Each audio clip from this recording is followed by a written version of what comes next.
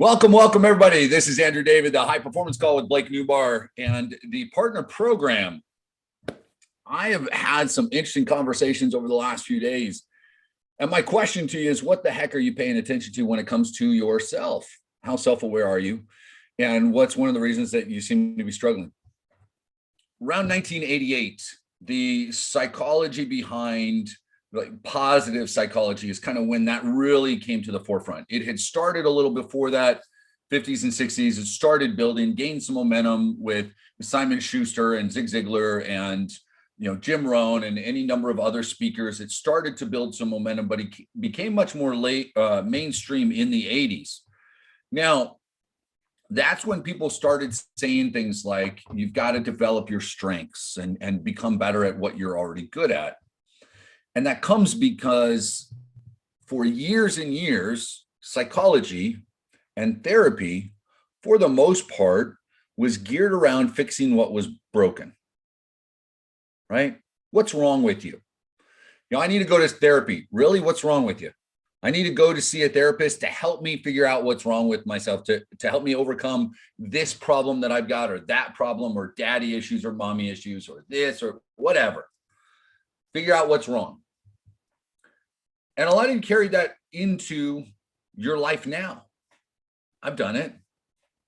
How many of you guys have tried to overcome something because someone told you when you were a kid, or early adult years, hey, you're not going to be any good at this, and you just kind of had this, well, I'm going to show them I may not be good now, but just wait.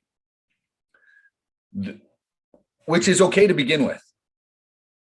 But starting to focus on our strengths allows you to develop in a way that changes. Now, there are certain habits that we need. There are certain skills that we need to develop. There are certain things that, yes, spend time on them.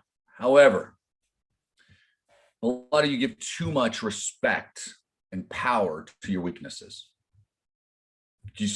That's where the focus is. I've got to get better at this. I got to get better. And consciously, subconsciously, however it is you're seeing it, more often than you recognize, you are giving power to those. Instead of the positive words of affirmations, you're talking about the places where you lack, the things that you're not good at, the things that you struggle with, be it this or that. And I had a conversation, later on,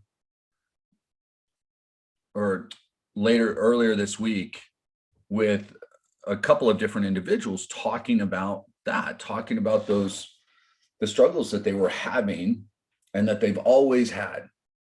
And I had to take a minute with them and have the conversation and look at where they're good, what they're great at.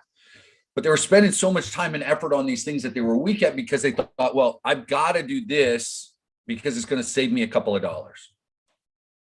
I've got to do this because if I don't, then I can't do X, Y, Z.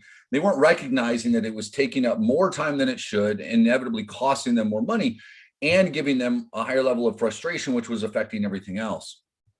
I'm not saying you guys need to outsource everything. I'm not saying you need to find people that can do things that you're not good at, but damn it, pay a little more attention to what you excel at, to where your strengths are. Become more self-aware and start to give more respect to those things that will allow you to grow. So a couple of ways to do that. Number one, and I've talked about this book before, but StrengthsFinder 2.0, right? Pick up that book, do the online test, 15, 20 bucks, something like that. Talk with someone that you know. This is where becoming self-aware and not just looking at your limitations. When I'm focusing on right now, guys, if you're going to have a conversation with a trusted advisor, friend, family member, if you're going to do this StrengthsFinder 2.0, don't go into it looking at, well, I wonder what I'm not good at, or I wonder what this says I'm good at. And you're going to look at it, and there's a chance that some of you will look at it, see some of the things that tell good communicator. That's not me. I've never been a good communicator. I don't like public speaking. I don't like this. I don't like that. And immediately we hear these things about our strengths that are there, that are inherent within us, and we downplay them because we think that's what we're supposed to do. We downplay those compliments. We downplay when we achieve something. I complimented someone on something similar to what GB did. They put together a course, and instead of being super proud of it, they immediately started disparaging what it was. Well, it took me much longer than I thought it was. Oh, it's not nearly as great as I thought it was going to be. Hell, I was doing the same thing. I'm in the process of creating, editing this personal development course. And as soon as I started doing it, I said, it's not going to be as good as I thought it was. Stop. The fact that I'm simply out there doing it. The fact that some of you guys are here and willing to be on camera, where maybe a year ago you never wanted to do something like that. The fact that you're trying to figure out how Zoom works. The fact that you're putting yourselves out there, you're commenting and posting, whether you believe in Facebook as a social network or not, you're using it now as a tool. You're taking a chance on yourself. Believe in yourself more.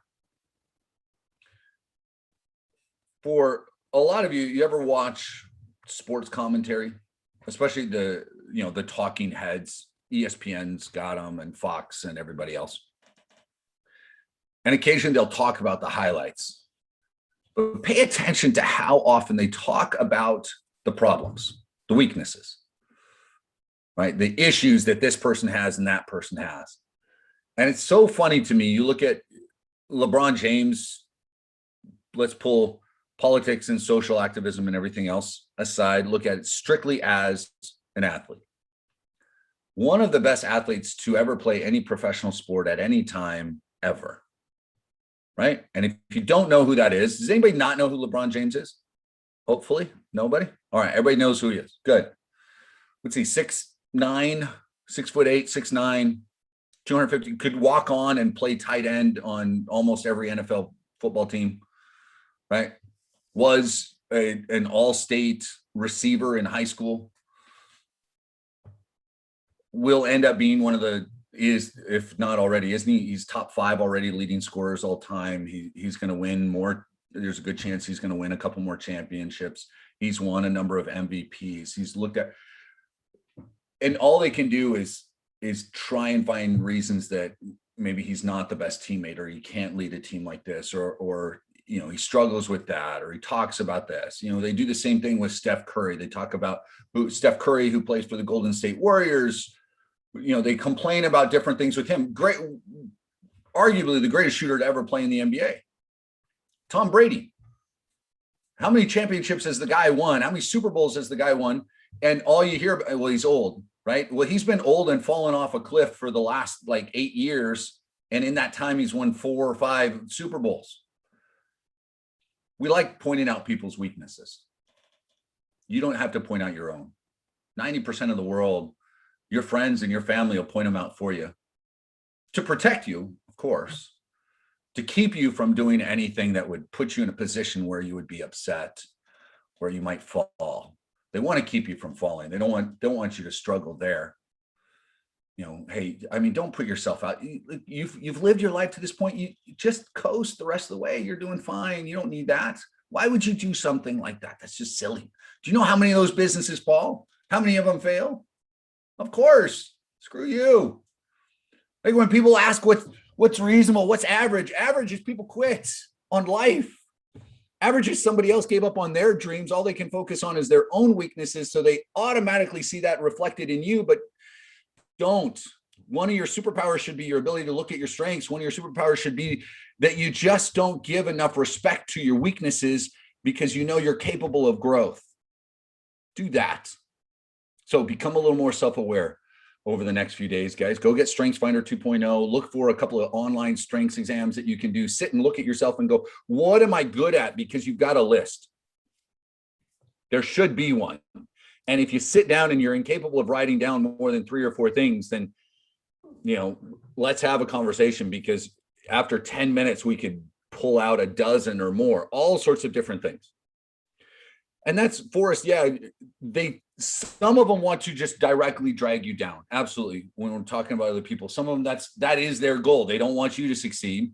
Some of them, they feel like they're trying to protect you. It's out of a sense of love. They just don't understand that they're dragging you down. They just don't get it.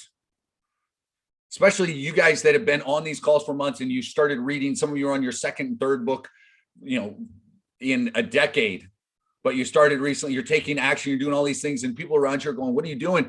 And you're starting to go like this and progress, and everybody around you is not.